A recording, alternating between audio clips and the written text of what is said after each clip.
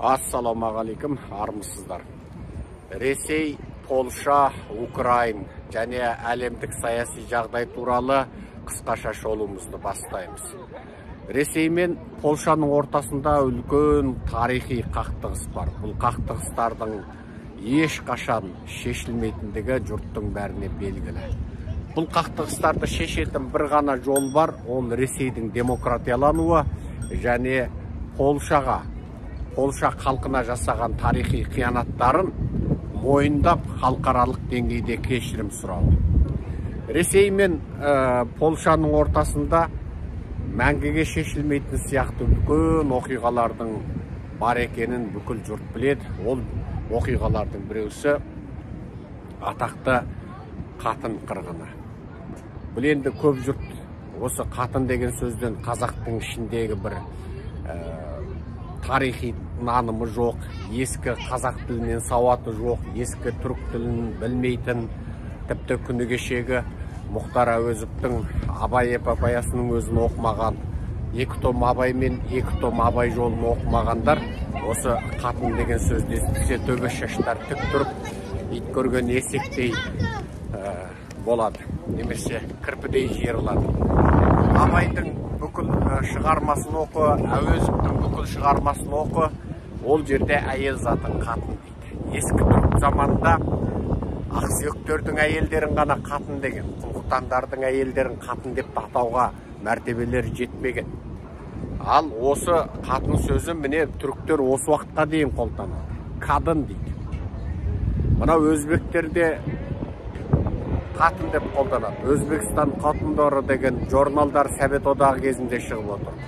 Қазақтың әп-әдемі қатын деген сөзін тастап, қатын десе бір жаман салпетек, жаман әйелдің образы сияқты болып алған арабтың әйел деген сөзін қолданып алған осы біздің қазақтар. Білмейсің, әйтеуір қазақтар өзіндегі бар нәрсені жек көреді. Енді сол қатын деген сөзді неге айтып отырмыз дегенде, мынау Ресей мен Полшаның ортасында атақты қатын қырғыны болды. Бұл қатын қырғыны деген сол Полшада үлкен жаңағы қатын деген орман болды. Ол орманның аты неге қатын? Оны зерттесең, ол да үлкен әңгіме. Ол Ол қайдағы әңгіме? Бізде мынау қатын қарағай деген бар. Оны мынау орыс қол болып кеткен өзі орысша атағанды жақсы көретін, абырой көретін мына орыс құлдар оны қатон қарағай деп өзгертіп алды. Ол қатын қарағай, кәдімгі қатын қарағай қазақша. Мына Полшадағы сол атақты қырғын болған жер, ол да сол кәдімгі қатын деген орман. Ол енді оның ескі арғы заманы қайдан шықты, оны енді түркологтар ма, тіл ғалымдар зерттеді. Осы қатын орманында өте үлкен сұмдық оқиға Сталин кезінде болды. Өте үлкен. Бұл оқиғаның сұмдық болғандығы соншалық бүкіл Полша халқының интеллигент зиялысы, діндары, ғалымы, инженері, докторы, профессоры, содан 25.700 адамда, жаңылмасам 25.700 ғой деймін. Кеше бұл туралы ақпараттарды естіп отырғанда сан цифрларын жазып алғам, қазір көрейін. 25.700 адамды Сталин кезінде қырып тастады. Оның барлығы тұтас осы ұлттың қаймағы, ең алтын, ең асыл адамдар болған. Соны қырып тастады. Бұл қырғын енді былайша айтқан кезде полшалықтарды мәңгі бақи ұлтының ең бір сапалы сортынан айырып тастады. Ең бір сапалы сортынан, ең бір ұлттың керемет қаймағын, ең бір сапалы сортын сөйтіп қырып тастады. Енді айтсақ бұл әңгіме көп, тағы тарихқа қысқаша бір қайталамалы, шегінбелі сапар жасайық. Екінші дүниежүзілік соғыстың алдында Германия фашизмменен Совет одағы фашизмі, яғни коммунистік фашизм өзара ымыраласады. Сөйтіп Гитлер мен Сталин бір-біріне өзара сұғанақтық жасамау туралы 10 жылдық келісімге келеді. сол 10 жылдық келісімнің аясында Совет одағы Германия менен одақтас болады. Және бұл жерде қараптан қарап отырып ортадағы Полшаны екіге бөліп алу жоспарын жасайды. Сөйтіп неміс фашистері, герман фашистері, кәдімгі қызыл фашист, совет коммунистері мен орыс фашистері менен бірлесіп, бүкіл осы Еуропа Азияны бөлу жоспарын жасады. Гитлердің жауыздығы менен зұлымдығын асқындыра түскені Сталиннің оған деген қолдауынан деп айтуға болады. Ал сөйтіп Полшаның совет жағын совет әскері басып алады. Ал батысын Германның фашистері басып алады, білесіздер. Бұл өткен тарих. Енді сол Полшаның совет жағын басып алғаннан кейін Берия Сталинге келеді. Сталинге ол доклад жасайды. Мынау қолға түстік 25.700 Полшаның ең атақты ғалымдар, ең атақты интеллигенттері, зиялылары, жазушылары, саясаткерлері, ғалымдары, профессорлары, инженерлері, тапқырлары, ішінде тіпті дін мамандары бар. Бұлардың барлығы мен кезіктік, біз сендерді коммунистік жолға салайық, сендер мынау дұрысталыңдар, сендер мынау үріп шіріген батыстық коммунистік жүйедесіңдер, енді сендерді біз жаңағы үріп шіріген батыстық капиталистік жүйедесіңдер, біз сендерді коммунизмге әкелейік. Олардың барлығы антикоммунизмшіл болады, олардың барлығы жаңа Берияның аузын жауып тастайды. Ол коммунистік жүйенің ешқашан оңған жүйе болмайтынын олар дәлелдеп тастайды. Ғалымдар жаңағы, сосын олар біз тәуелсіз Полшамыз, сендердің неғып бізге кеп ақыл айтатын жөндерің бар. Сендер бізге жақсылық жасайтын болсаңдар, өстіп қынадай қырып, басқыншылық жасап барып істейсіңдер ма деген сияқты. Ал Берияның жаңағы шовинистік зұлым пиғылына бұл қатты келмейді. Берия олардан жаңағы Ләббай бегім дейтін, шапсаң басым міне дейтін құлдар жасағысы келді. Бірақ Полшаның жаңағындай интеллигент зиялысы олар орыстардың алдында тізе бүкпеді. Біреу де келіскен жоқ. Біреу де орысқа бағынатын Полшаның жаңағы орыстың итаршысы болып өзінің халқын сатып жұмыс істеуге келіскен жоқ. Нәтижесінде Берия бұны Сталинге доклад жасайды. Берия ұсыныс жасайды. Мыналардың барлығын қыру керек дейді. Егер мыналарды қырмасақ, мыналар дұрысталмайды, мынау Полшада біз социализмді іске асыра алмаймыз дейді. Сталин айтады. Дәл сол кезде Сталин енді онсыз да бүкіл шешімді өзі қабылдап отырған Сталин айтады. Онда Молотовты шақыр, Молотов біз барлығымыз коллектив шешім шығарайық. Онсыз да Сталин оларды өлтіріп тастауға дайын тұрған адам. Онсыз да оны қырып тастауға дайын тұрған адам. Сөйтеді, Молотовты шақырады, үшеуі отырып кеңеседі. Онда өлтірейік дейді. Сөйтіп, бүкіл Полша халқының 25.700 ең сапалы адамдар, ең сұрыпталған адамдар, әр саланың ең мықты мамандарын, ең ақылмандарды алады да өлімге үкім етуге үшеуі келіседі, Сталин қол қояды. Сөйтіп оларды сол совет әскер жаулап алған жерден жаңа күніне 200-300 адамды тұрақты түрде ауаша жерасты бөлмеге алып барады. Жаңа қолдарын артына қайырып тұрады да шүйдесінен атады. Атқанда Германияның мылтығымен атады. Германияның сол кезде дүниеге әйгілі жаңағы қол мылтығы пистолеті бар, сонымен атады. Сөйтіп ол Германияның ол мылтығының оғы барлығы бұлардың қолында күні бұрын жасақталған, дайындалған, сөйтіп оны сөйтіп атады. Күніне 200-300-ден атып отырады. Сөйтіп оның дереу суымен жуып жаңағы жерасты бөлмесін екіншісін шақырады. Ол әрбір 200-300 адамды алып кетіп отырған кезде олар өздерін жаңағы өлтіретінін кейбірі білмейді, қоштасып, азаттыққа, еркіндікке шыққан сияқты болып рахметін айтып, айналасындағы түрмелестермен қош айтысып кетеді, бірақ сол қош айтысқаннан көбілі.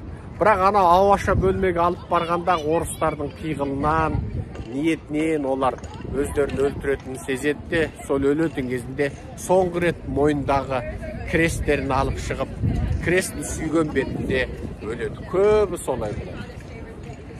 Енді соларды өлтіргеннен кейін күніне 200-300-ін олар сол жаңағы қатын орманында көмеді. Кәдімгі жер қазғышпен жерді қазып тұрып, сосын оны кәдімгідей өлтіреді. Сол қолы артына байлаулы күйінде, орыстардың өздерінің арнайы бір дәстүрлі байлау нелері бар, сонысымен байлап тұрып, жаңағыларды өлтіріп тастап отыр. Көміп тастап отыр.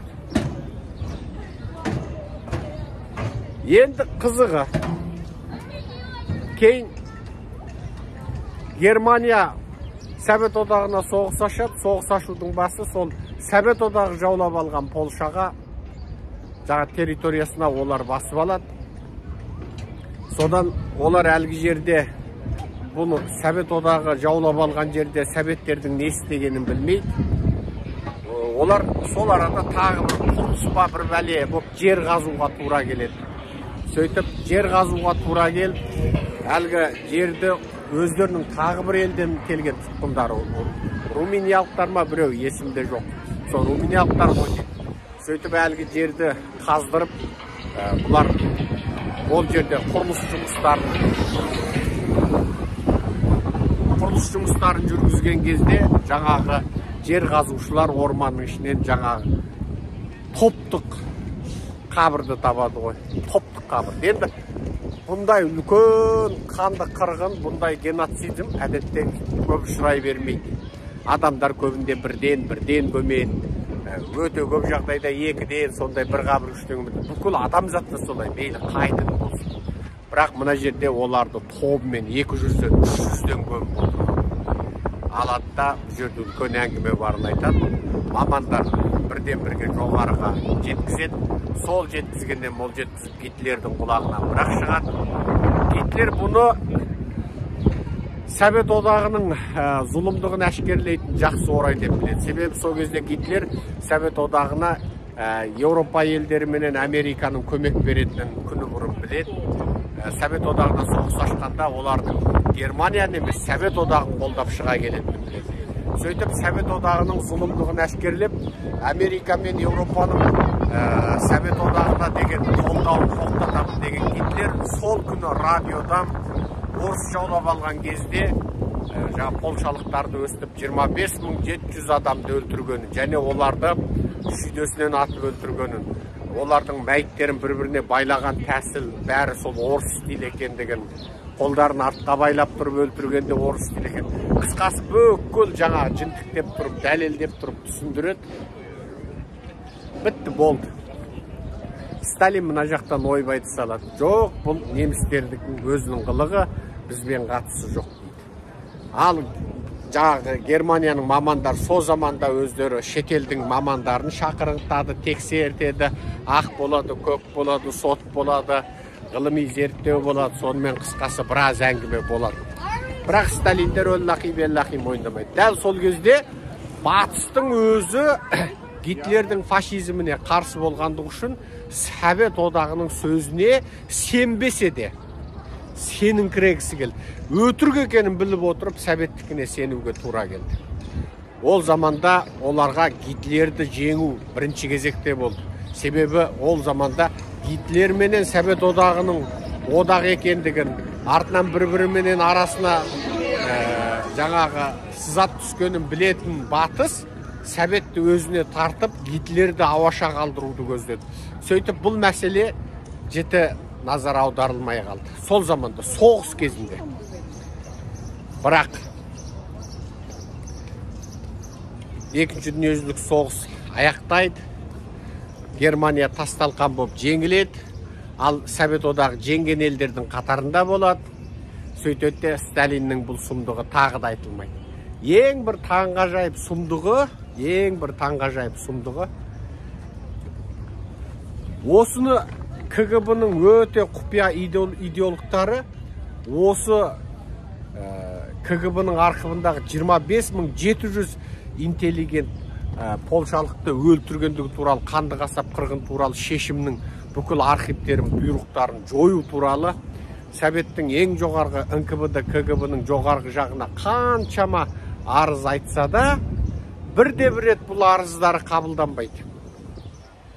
Совет одағы бұны ешқашан жаңағы білмейді, ешкім білмейді, ол бітті, ол немістің қылығы болды деп, бұл архивтерді құртып жіберуді, бұйрықтарды жойып жіберуді Совет одағы ойлаған жоқ. Олар бұны бір күн ашылады деп ойлаған жоқ. Сөйтіп, Совет одағы құлағаннан кейін ба, жоқ құлаудың алдында ма, қазір есімде жоқ. Горбачев осы архивті алып, Полшаның басшысының қолына тапсырады. Совет одағы құлаудан кейін әлде бұрын. Айтау сол мезет, сол бір өлара кезде Горбачев алып бұны тапсырып тастайды. Міне сол кезде бүкіл дүние жүзінің дүрсілкенін көрсен ғой. Горбачев, ол да бір сұмдық керемет демократ, не емес, оның өзі Қазақстаннан айырылмау керек деп, оның өзі Совет одағы құламау керек деп. Көп адам ойлайды, Горбачев демократ болғандығынан Совет одағын құлатты деп. Жоқ, ол шарасыз құлатып ал. Ол шарасыз құлатып ал. Ол шынайы ниетімен осы мына орыстың бодандығындағы елдерге обал болыпты, ойбай деп ол бір соған жақсылық істейін деген жоқ. Ол ең соңында бәрі қолынан шығып, сусып шығып кетті, ол оған шамасы болмады. Сөйтіп, жаңа Горбачев осы құпия оқиғаны құжаттарды, соның копиясын Полшаға тапсырып, бұл тарихи даулы мәселеге 25.700 адамды қырған, орыс па, неміс па деген мәселеге нүкте қойды. Сол кезде адамдардың бұл туралы айтқан сөздері, интервьюлері, кейінгі Горбачевтің өмір баяндық жаңағы естелігінде жазғаны, Полшаның сол кездегі адамдарының бұған сөздері, ол енді сұмдық әңгіме, оны айтсақ таңды таңға жалғауға болады. Тіпті Совет одағы Полшаны ұстап, Полша Совет одағының жаңағы боданындағы, отарындағы социалистік ел болып тұрған кездің өзінде бүкіл сол 25.700 жоғары лауазымды әскери кадрлардың, жоғары лауазымды адамдар, бәрі интеллигент зиялы. Солардың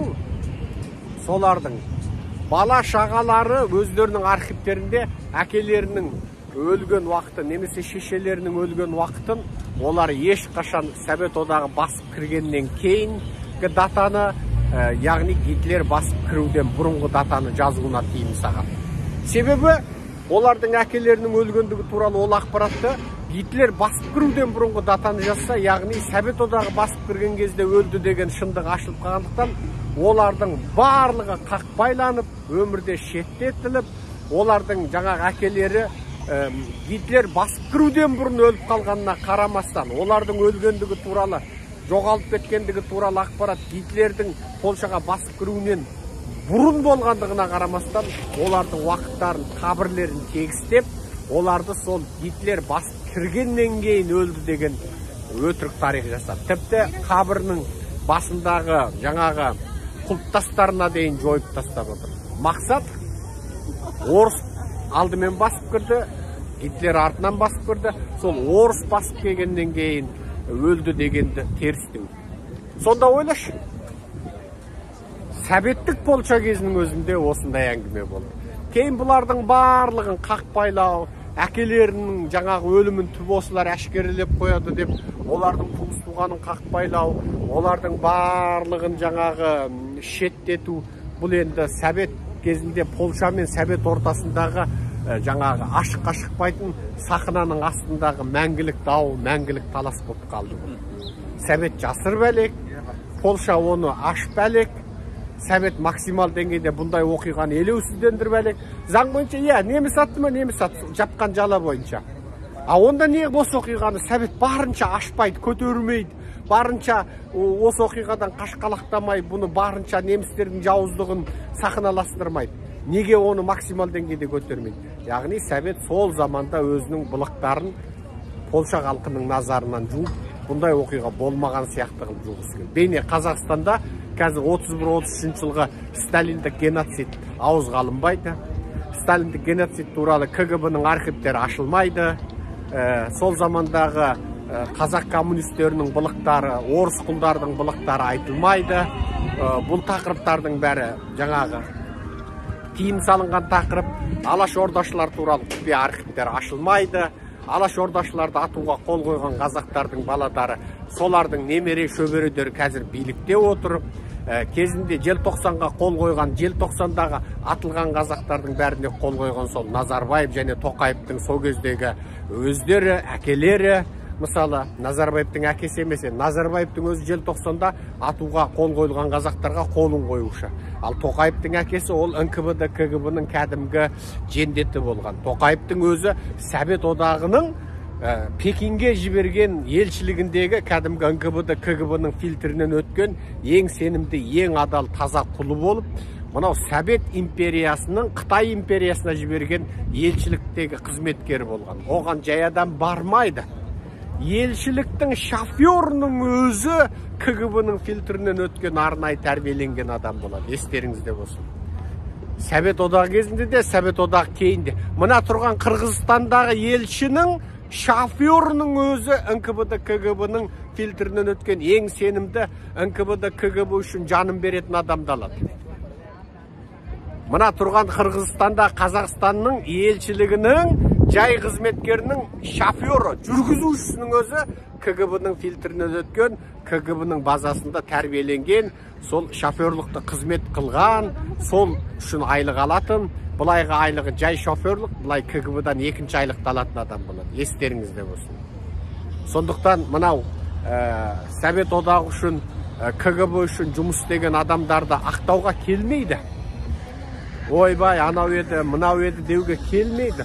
Ақын еді, жазушы еді, 10 килограмм кітап жазып еді, 20 километр өлең жазып еді, бірақ енді осындай лауазымды жұмыста істеп еді. Өзі жақсы еді, бірақ елші боп еді деп ешкімді ақтай алмайсың.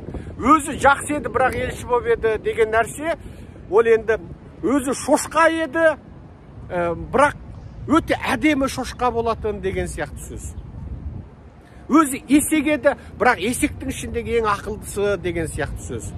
Өзі нағыз ит еді, бірақ иттің ішіндегі енді бір керемет ит еді деген сияқты сөз. Ол қысқасы сондай әңгіме.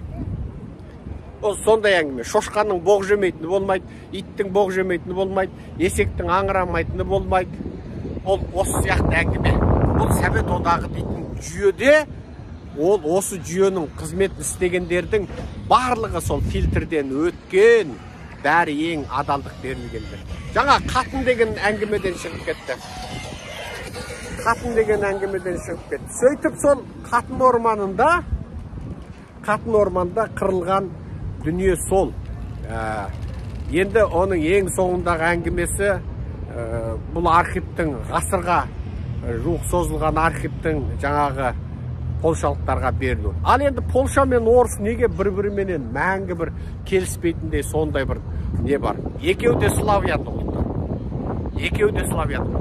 Екеуі, бірақ екеуінің діні ұқсамайды. Анау орыс прославия дінінде, ал полшалықтар католик дінінде. Сосын полшалықтарда бір керемет бір сөз бар. Өте керемет сөз бар. Олар айтады: бізде екі көрші бар дейді. Біреуі орыс, біреуі герман дейді. Яғни Германия. Германиямен бірге болу біздің өмірімізді жоғалтады дейді. Жанымызды жоғалтады дейді. Ал бірақ орыспен бірге болу біздің рухымызды жоғалтады дейді. Міне көрдіңіз ба? Германия тек сенің өміріңді қауіп етеді, рухың аман қалады дейді. Бірақ орыстар бізді рухсыз қылады дейді. Не көрдіңіз ба?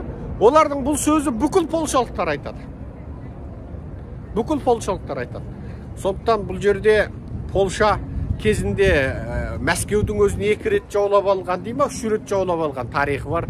Бейне біздің жаңа Тоқтамыс ханның Мәскеуді 3 рет өртеп тастағаны сияқты, 3 рет жаулап алғаны сияқты.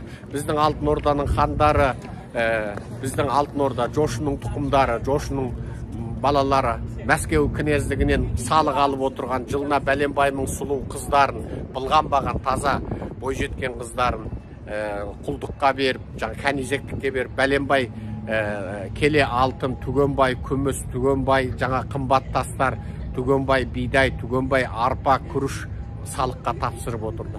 Міне бұл Алтын Ордаға өлгенше құл болған орыстың өздері айтқысы келмейтін, қашқалақтағысы келетін, жасырғысы келетін, ақталғысы келетін ашты тарихы, бірақ шындық осы. Ал енді полшалықтардың өзі Мәскеуге жаңағы 2 мәрте әлде 3 мәрте тарихта басып кіргені, жаулағаны туралы әңгіме бар. Ол да орыстар үшін үлкен бір жаңағы кек. Олар сөйтіп кезінде өзін жаулап алғандарға деген бір кекшілдіктері бар оларда. Сондай бір сұмдық. Бейне бір сол тарихқа уақыт каналынан өтіп фантастикалық фильмдердегі сияқты барып сол тарихты жуып тастағысы келетіндей, бұлардың орыстардың психикалық ақауы. Мысалы тарихта қаншама елді жаулап жатады, бірақ ол үшін жаңағы бір психикалық ұлт ретінде ауырып, оны барынша ұмытқысы келіп, оны барынша өтірік жазғысы келіп, оны анау деп, мынау деп бас ауырмайды. Я солай болды. Ол кезде мына жаулап алды. Қытайдың өзі жазады. Я ол кезде Қытайды Моңғол жаулап алды, Юан династиясы болды, Шүршүт жаулап алды, Чин династиясы болды, түркілер жаулап алды, Таң династиясы болды, солтүстіктегі көшпенділер құрды, жаңағы Ша династиясы болды деп бәрін жазады. Бірақ орыстарда бір синдром бар. Бұлар жаңағы күні кеше 1900 жылдың басына дейін бұлар жаңағы басыбайлы шаруа болғандықтан, яғни құлдық түзімде болды. Тіпті қара құлдар олардан еркін болды. 19 ғасырдың басына дейін қара құлдардың жекеменшік әйелі болды. Қара құлдардың өзінің отбасы болды. Ол қара зеңгі шаршап жұмыстан келіп, өзінің сол қара зеңгі қатыны қайнатқан шайын ішіп, кофесін ішіп, өзінің сол қара зеңгі қатынынан туған баладарын әппағым деп иіскеп, жаңағы өмір сүрді. О да адамдық өмір сүрді. Екеуі де құл болды. Бірақ орыстың басыбайлы шаруаларында ондай еркіндік болған жоқ. Оларды жаңағы айттық қой, топтық әйелдерін бөлек, топтық еркегін бөлек, ортақ бала болған жоқ. Әйелдер туады, бірақ кімнен екенін білмейді. Еркектер таптырады, бірақ қай бала, қай әйелден қай бала өздік екенін білмейді. Жаңағы қойшылар биыл 200 саулығымды сатып жіберейін, орнына биыл қошқар бағайын, қошқар жақсы болады деп 200 саулығын сатып, орнына 100 қошқар сатып алғаны сияқты. Немесе ұрғашы мал қымбаттап кеткенде еркек малдарды сатып жіберіп, ұрғашы малды алғаны сияқты. Төлдерін, сиырларын сөйтіп өсірген сияқты. Басыбайлы шаруаларда сондай болды. Біреуге 200 ұрғашы құл керек болды. Жаңағы баратта ұрғашы құлды сатып береді. Баласымен қосып береді. Балалар бір 7-8-ге кіріп, өзі боқсыздығынан айырылған кезде оны кәдімгі құл ретінде саудалап жібереді. Мысалы, бала жұмысшы керек қой, анау жер отайтын, шөп отайтын жұмыстарға үлкендердің өзінен гөрі балалар әлде қайда қолайлы деп оларды құл жұмыс. Бұлар да сол 19 ғасырға дейін сөйтіп ұлт ретінде қалыптасқанда қазіргі ұлттың негізгі басым бөлігі сол басыбайлы шаруалар болғандықтан, бұлар мыңдаған жылдар, 10 мыңдаған жылдар азаттықта, еркіндікте тең құқылы адам болып өскен басқа ұлттарға салыстырғанда, қазақтарға, өзбек, қырғыздарға, қытайларға, тіпті басқаларға, басқа еуропалықтарға салыстырғанда бұларда психикалық жаңағы синдром қалып қалған. Сол психикалық синдромы орыс шовинизмі болып, дүниеге деген өшпенділік, кезінде өзін жаулаған қазақтарға деген өшпенділік, өзінің кезінде жаңағы Мәскеуді сүрет өртеген қазақтарға деген өшпенділік, мынау кезінде Киевский Рус болып, біз тарих бізден басталады деп өздері мойындамайтын Украинға деген өшпенділік, кезінде 2 мәрте 3 мәрте Мәскеуді жаулап алған полшалықтарға деген өшпенділік, міне орыстағы рус фашизмінің, русский жаңағы шовинизмнің, рашизмнің, орыс әсіре ұлтшылдығының қайнар көзі осында.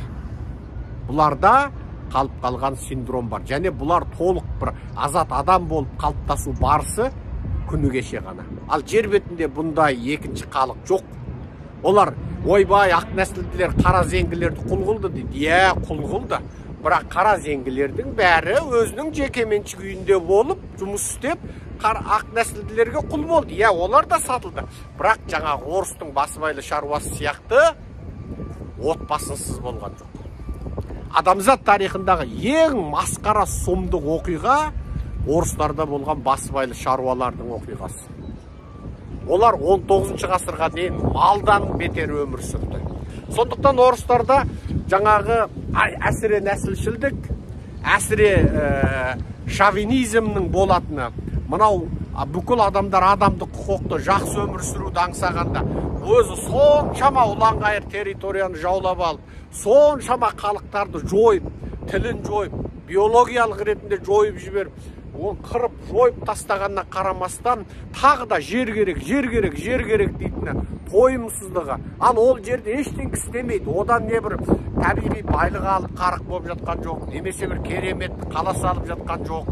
Мысалы, бұның барлығы бір дүниеге бір кекпен, өшпенділікпен қарайтын, әбден қорлықты көрген, сосын өздерінде бір адами өмір сүру тарихы, мына гендік жадысы өте қысқа болғандықтан. 19 ғасырдан бері қарай ғана гендік жадылар адам құсап өмір сүріп келгендіктен, оларда біздегі сияқты бәленбай мың жылдық текті өмірден қалыптасқан гендік жады, ата-бабадан қалатын жады, ата-бабадан қалатын меморий жоқ. Сондықтан оларды өшпенді. Мынау Польша мен Орыстың ортасындағы үлкен дау-дамайдың әңгімесі осы. Қалың елім қазағым. Мынау Польшадағы Ресей елшілігіне қызыл бояу, қызыл сырды шашып жіберу себебі де содан. Ол қанның белгісі деп, бұл екі халықтың ортасындағы үлкен дау, үлкен дамай осы. Естеріңізге салайық, мың жерінен бұлар славян болып туысқанмен діні бөлек болғандықтан бір болмайды. Мына қазір Назарбаевтың қазаққа салған зұлымдығы мың жылдар бойы жалғасады деген сөзіміздің бір дәлелі. Мың сан сектаға бөлінген қазақ атам заманнан аспан алақандай жер тебінгідей кезден бұндай жіктелмеген еді. Назарбаевтың кезінде енді бірімен бірі бір дастарханда отырмайтындай, біріне бірі қыз алып қыз бермейтіндей жіктелдік. Дінге жіктелудің сойқаны сұмдығы деген осы. Ал Англия жаулап алған Ирландияда да солай болып тұр. Ирландия жер бетінде осы Англияға бағынбаған ең керемет халықтың біреусі. Англия анау бүкіл жер әлемінен жауламаған жері жоқ, үлкен күнбатпас империя болғанмен қасындағы Ирландияны жаулай алмады. Тек бір бөлігін ғана жаулап алды. Енді сол Ирландия Англия жаулап алған жердегі ирландтарменен өз жерінде қалған ирландтардың діні ұқсамайды. Енді бұлар дінді қоя тұрып ұлт ретінде бірігеміз дейді, бірақ қаншалықты деңгейде бірігеді, оны Құдай біледі. Ал бұның өзінде осы Англияны бөлшектеудің ар жағында орыстың анау газдан түскен қисапсыз байлығынан берілетін шетелге беріліп, тек шетелді бөлшектеу, тек ішкі жағынан ырың-жырың шығаруға арналған Путиннің бітпейтін таусылмайтын ақшасы бар. Ал шынында бұл дін ұқсамайтын екі Ирланд аяқ астынан бірге ма, бірікпей ма, енді оны Құдай біледі. Бірақ орыс халқын сорлатып, орыстың аузынан жырып отырып, триллиондарды шетел ұрдап тыққан Путин, бұл триллиондарды орыс халқының бақыты, денсаулығы, оқу ағартуы, өсуі, демократиялық даму үшін емес, тек қана соғыс өзінің амбициясы үшін қолданып отыр. Орыстар анығында өте бақытсыз халық. Қытай да бақытсыз халық. Олар өмірінде демократиялы бір еркін азат болып өмір сүралған жоқ. Міне сол себепті де олар бақытсыз. Олар өздері бірінші бақытсыз, және айналасындағы басқа халықтарды да бақытсыз қылады. Сондықтан қазақтар, мына орыс тілді қазақтар, үгітші болыңыздар. Орысша менен жақсы білесіздер кез келгеніңіз. Мен 20 жыл жүріп, 20 ауыз орысша үйренбей кеткен қазақпын. Қаншама шетелдің тілін білсем де, менде орыс тілін үйренуге деген бір махаббат болған жоқ. Оята да алмай кеттім. Сол бет соны үйренбей ақ кеттім. Енді сіздерге айтам, орыс тілін білетін қазақтар, сіздер соны мынау Путинге қарсы үгіт насихаттарды орыс тіліндегі анау TikTokқа кіріп, орыстың әлеуметтік желілеріне кіріп, соны күні түні үгіттеп насихаттап, мына орыстарды шовинизмнен арылтуға сіздер күш салыңыздар. Кәдімгі емдеңіздер оларды. Олар емдеуге мұқтаж. Олар ауырып қалды. Олар кәдімгі вируспен жұғымдалып қалды олар. Оларды сөйтіп кәдімгідей емдеу керек болып тұр. Басқа амал жоқ. Олар бір өздерін өткенде мен ана Американың ең үлкен ғалымының мақаласының өзін аударып оқыдым ғой, орыстар туралы америкалық ғалым сұмдық айтты деген мақала тұр. Соны мен аударып жарияладым. сол аударма мақалада айтады. Орыстар өздерінің бір дүниеде ерекше орны бар деп ойлайды, және оған сенеді. Өздерінің мына дүниеде бір ерекше миссиясы бар деп ойлайды, оған сенеді. Мәселенің бәрі сонда дейді. Орыстарға түсіндіру керек. Сенде ешқандай миссия да жоқ. Сен ештеңе емессің, ешкім де емессің сен. Сен тек мына дүниенің тыныштығын білдірушісің. Сенің орыстық шовинизмің, рашизмің, нәсілшілдігің, ірге кеңейтушілігің өзіңді де сорлатушы, өзгені де сорлатушы. Сен мынау Еуропада ғана бір ұсақ елдер, Латвия, Литва, Эстония, анау Норвегия, Швейцария, анау Нидерланды, тағы басқа мынау Канада, кішкентай елдер, анау Жаңа Зеландия, мынау Австралия сияқты. Сен неге бір демократиялы болып, ана ақшаңды тек әскери қаражатқа емес, бір тыныштыққа, еркіндікке, денсаулыққа, медицинаға, халықтың тәлім тәрбиесіне, бақытына жұмсап өмір сүрмейсіңдер деп, соны құлақтарына құю керек. Неге сендерде диктатор? Сендер осы қуатты, күшті мемлекет құрумен ауырасыңдар. Ал содан не таптыңдар? Қыздарың жүр бүкіл жер әлемде жезөкше болып. Бүкіл жер шарының барлық елінде орыстың қызы жезөкше. Абсолютті түрде шындық, ешкім таласа алмайды. Арабыңа барсаң да орыстың қызы жезөкше. Түркияға барсаң да орыстың қызы жезөкше. Түркияда Наташа деген сөз жезөкше деген сөздің синонимі. Бүкіл орыстың қызы Наташа дейді. Анау Латын Америкаға барсаң да орыстың қызы жезөкше. Жер әлемде қайда бар? Мына Монғолияның өзінде орыстың қыздары жезөкше. Жоғары лауазымды байлар менен жаңа министрлердің жасырын көңілін көтеретін саланың бәрі орыс. Енді сол не жақсылық? Сол қайбір жетіскеннен болып жүр солар. Жезөкшелердің барлығы жастары келгеннен кейін ақшаны мың жерінен тапса да ең соңында психологиялық ауытқуға ұшырап, наркоман болып, ең соңында өз-өзіне қол жұмсап өледі. Себебі өздерінің ақылдары кіріп 45-50-ге келгеннен кейін жезөкшелер өздерін кешіре алмай, өздері жек көріп ең соңында өлім құшады екен. Себебі оның жүрегін жаратқан, жаратушы, оның жүрегінде бәрібір ол адам болып дүниеге келгенде оны турашылдық пен шыншылдықты салып қояды. Ол өзінің нәпсісіне, шайтанға еріп, ол барлық былықты жасап, бірақ ең соңында ана адами қуат, жаратушы жаратқан кездегі адами қуат жүрегінен оянған кезде өзінің бүкіл күнәсіменен өзінің бүкіл былығын кешіре алмай, ең соңында қайшылықтарды шеше алмай, рухани ауру болып кетеді, не өздерін өлтіреді. Мәселені шеше алмағаннан барып сол жолды таңдайды. Сондықтан қалың елім, қазағым, мынау орыс пен Украинаның соғысы, бұл да тарихтың соғысы. Үш орыс тауы деген лекциямда айттым. Украиндар нағыз рус біз дейді. Себебі олар Киев ең алғаш сол рус мемлекетінің ордасы Киев болған дейді. Біз Киевский рус біз дейді. Беларус, Украин сен де, орыс сен де, біреуің Монғолдың, біреуің Полшаның, Еуропаның отары болдыңдар, мен отарланбаған нағыз әппақ орыс менмін дейді. Ал орыс айтады, Ресей айтады, мен құдіретті күшті империя құрдым, сендердің бәрің әлсізсің менмін дейді. Бірақ оның өзі Алтын Орданың боданы құлы болды. Тіпті Еуропа ешқашан орысты қабылдамайды. Ағылшын тіліне кіріп жазып қалыңдар. Не үшін еуропалықтар орыстарды еуропалық өркениеттің ішіне қосқысы келмейді?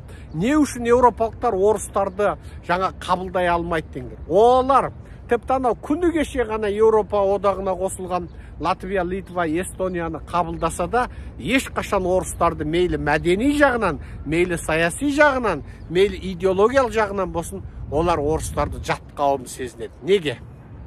Себебі олар кеше 19 ғасырда ғана құлдықтан құтылғандар. 19 ғасырдың соңында күні кеше олар Алтын Орданың боданы болғандар. Ал еуропалықтар Алтын Орданың боданы болған бұл қауымды олар өте төмен көреді. Міне, айланып келгенде бұл бүгінгі соғыстың бәрінің артында тарих жатыр. Орыстардың украиндар мен қазақтарға геноцид жасағанның өзінде үлкен тарих жатыр, кек алу жатыр. Орыстардың Полшаға жаңағы зұлымдық жасауының өзінде үлкен тарих жатыр, кек жатыр. Себебі қазақ айтады, жаман адам кекшіл дейді. Міне, ақ нәсілділер, орыстар үнемі жамандайды. Еуропа қара зеңгілерді қырды, құл қылды, Американың байырғы тұрғындары, маялар, әстектерді қырды, ойбай айтты сөйтті. Солай істеді. Өткен заман солай істеді. Бірақ осы заман істеп тұр ма? Осы заман соған шектеу қойды ғой. Ана Абрахам Линкольн, мен барып үнемі баратын Абрахам Линкольн. Мен неге жақсы көрем? Неге оны америкалықтар оған сондай керемет жаңа мемориал қойып қойды? Себебі ол құлдық түзімді жоқ қылды. Америка тарихындағы ең кеде, ең жұпыны отбасынан шыққан президент сол. Ол құлдық түзімді жоқ қылды. Құлдануды жоқ қылды. Заңмен шектеді. Одан кейін бейресми түрде Америкада мысалы қараларды қақпайлау болды. Ал сондай қақпайлау Ресейде, Совет одағында болмады ма? Олар кем дегенде қараларды орыстар 31-33-те 2,5 Украинды 2,5 миллион Украинды 4,5 миллион қазақты қырғандай қараларды миллиондап қырған жоқ олар. Осыны білу керек.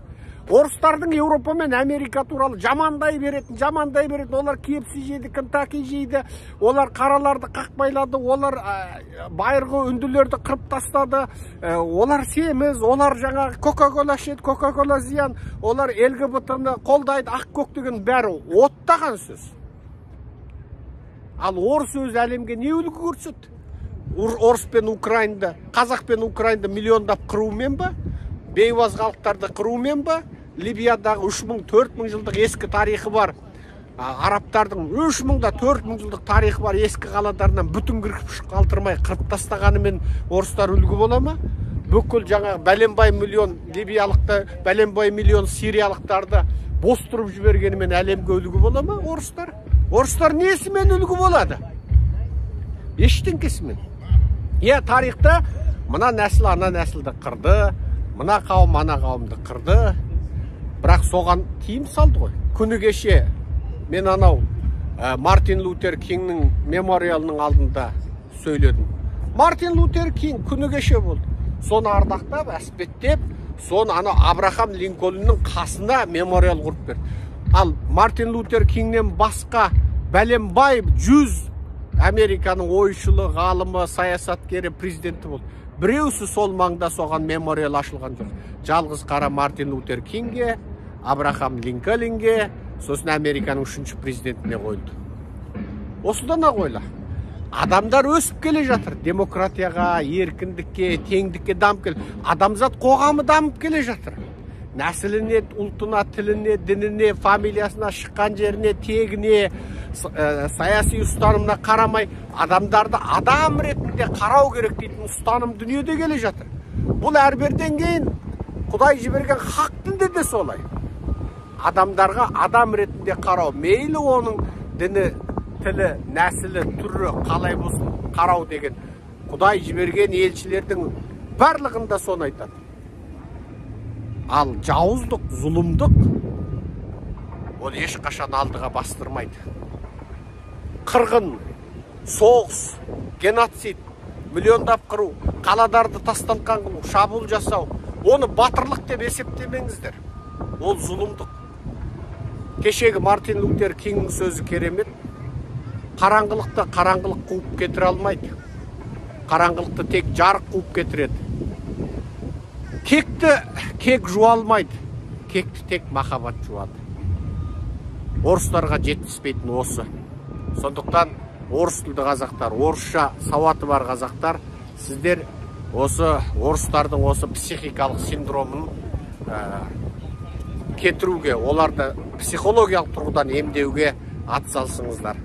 Сөйтіп, олар емделсе, бір орыс емделсе, олардан да бір Мартин Лутер Кинг шықса, оларды адам болып қой осы есіріктігімізді, осы дүлей мақтанкөш, осы алқаштықты, осы зинақорлықты, осы жерге тойымсыздықты, осы миллиондап қыруды, осы басқа халықтарға зәбір беруді, соны мақтан көруді қойып, сол бір адам құсап еркін тең демократ болып өмір сүрейікші осы ел қатарлы.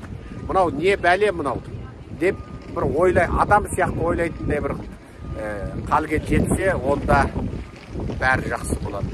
Қалың елім қазағым, жақсы, аман, сау болыңыздар. Сіздерменен осы бір тарихи және осы күнгі ақпарат және оның тарихи себеп салдар туралы сұхбаттасқан Серікжан Біләшұлы Балтимор қаласынан. Сіздерге Балтимор қаласынан сәлем. Бөлісуді, таратуды, комментарий жазуды ұмытпаңыздар. Себебі сіз әр комментарий жазғанда ол әр жолы бір Қазақстан территориясында қазақтың телефонынан шығуына себепші болады.